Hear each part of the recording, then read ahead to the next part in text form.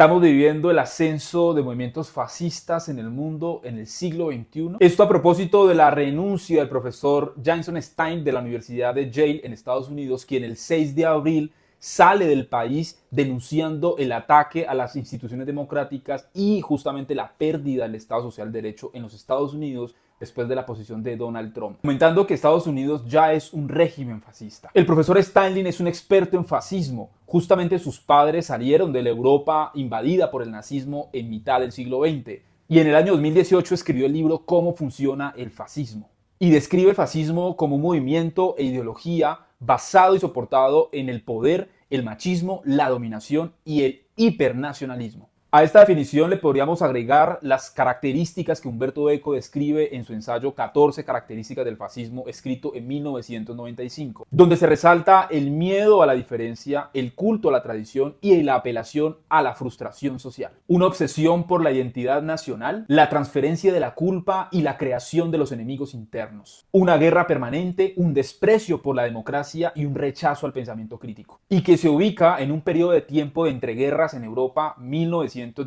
y 1945, en el que se desarrollan estos movimientos, en el origen de Italia con el movimiento fascista de Mussolini y luego en Alemania con Hitler y los nazis al poder, que condujeron a la Segunda Guerra Mundial y más de 50 millones de víctimas. Y para profundizar sobre este fenómeno vamos a conversar con un libro que permite justamente dimensionar los acontecimientos del siglo pasado que llevaron al ascenso del fascismo y lo que hoy viene ocurriendo. Estamos hablando de Síndrome 1933 de Sigmund Ginsberg, un periodista italiano que logra recoger los acontecimientos que ocurrieron en 1933 con el ascenso del nazismo en un relato muy interesante sobre acontecimientos recientes que parecieran dejar un déjà vu.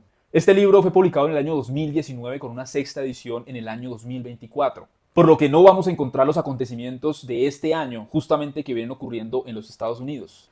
Ginsberg plantea una crítica, la cual comparto, y es la denominación de fascismo o fascista a cosas que no necesariamente en parte de ser un hecho o un acto fascista. Relacionando la metáfora de que si gritamos muy a menudo que viene el lobo, seguramente cuando llegue nadie va a prestar mucha atención. Ginsberg también plantea que su libro no se trata de una predicción de lo que puede ocurrir en los actuales escenarios del mundo. Y justamente le dedica las últimas páginas a revisar las predicciones que hacían alguna literatura, en este caso varias novelas de la Europa de la entreguerra, que mencionaba justamente una posibilidad de un escenario catastrófico como lo fue el ascenso del fascismo y el nazismo, concretamente en Alemania. Habla justamente de una literatura anticipada, como es el caso del libro Una ciudad sin judíos de 1922, que se escribió en Viena justamente alrededor de una predicción de lo que podría ocurrir. Y retoma la famosa frase de Marx que la historia se repite dos veces, una como tragedia y otra como comedia. Lo que no se sabe es si primero es lo cómico y luego lo trágico o viceversa. Uno de los primeros elementos que menciona Ginsberg es justamente la normalización del ascenso del nazismo y la aparición de Hitler en la Europa y en la Alemania de 1933. Muchos sectores lo veían como una necesidad para el país, al punto de argumentar que no iba a durar mucho tiempo, que era un personaje insignificante, que iba a estar controlado por los poderes financieros y los partidos políticos tradicionales alemanes, con frases famosas como Alemania no es Italia, ni Hitler es Mussolini. Pero lo que desconocía muchos de esos actores es que en el fondo se venía cocinando una combinación peligrosa entre la prensa y el nazismo en la creación justamente de un enemigo y de un monstruo. Este monstruo estaba retratado en diversos escritos, principalmente en la prensa, donde se contaban historias horribles, horripilantes, sacadas de películas y de textos de terror, donde contaban justamente el ataque y la amenaza de este monstruo. Este monstruo tenía características físicas, justamente en la creación del enemigo para el nazismo, que van a ser la población judía.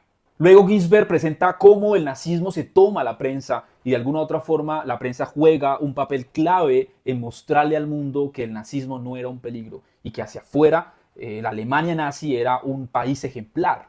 Pero internamente se perseguía a la oposición, se cerraban partidos políticos, se clausuraban periódicos y de alguna u otra forma se iban consolidando el régimen de terror que lo fue durante la década siguiente. A eso se le suma el ataque del nazismo a las instituciones principalmente de la República, en este caso el Parlamento y la justicia alemana. Curiosamente menciona Ginsberg que una de las primeras medidas tomadas por la Alemania nazi, por Hitler, fue el decreto de inmigración. Un decreto que señalaba a los inmigrantes como delincuentes e inicia la persecución a la población judía, que era responsable para los nazis del atraso, de la pérdida de la guerra en la Primera Guerra Mundial y sobre todo de las pocas oportunidades que tenían los alemanes originarios de Alemania ante el crecimiento económico de los judíos, principalmente en Europa. Y el lobo se viste de cordero, dice Ginsberg cada vez que piensa en 1933, desde el presente. Y es que había momentos de agresividad absoluta y luego de una moderación y un intento de diálogo.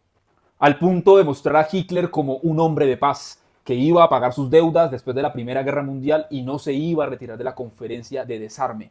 Y si hay una palabra que se repite en la narrativa del nazismo es la palabra pueblo, Volk, que de alguna u otra forma recoge los sentimientos de construcción del enemigo, los enemigos del pueblo, el canciller del pueblo, hasta el punto de ubicar el carro del pueblo, el famoso Volkswagen. Y así ascendió el nazismo al poder, con la expectativa hacia un pueblo que consideraba que merecía todo eso que Hitler decía que le habían arrebatado al pueblo alemán. ¿Quiénes? Los judíos, los comunistas, los gitanos, los otros, los diferentes, los migrantes. Esas promesas económicas alrededor de la renta básica y las pensiones se fueron diluyendo en el tiempo. Se fueron quedando en los trámites y en el tiempo, porque al final el motor que impulsaba a Hitler y el nazismo no era salvar ese pueblo, sino llevarlo a una guerra que requería mucho dinero y un rearme de Alemania que lo cumplió en 4 años. Y es inevitable, como dice Ginsburg, no tener déjà vus cuando pensamos desde este presente lo que pasó en 1933 con el ascenso del nazismo. Pero tenemos un problema y un reto, y lo menciona Ginsburg, y es que muchas de las generaciones actuales desconocen, no les interesan o hay una serie de tergiversación de lo que pasó en el siglo XX y el ascenso de los totalitarismos.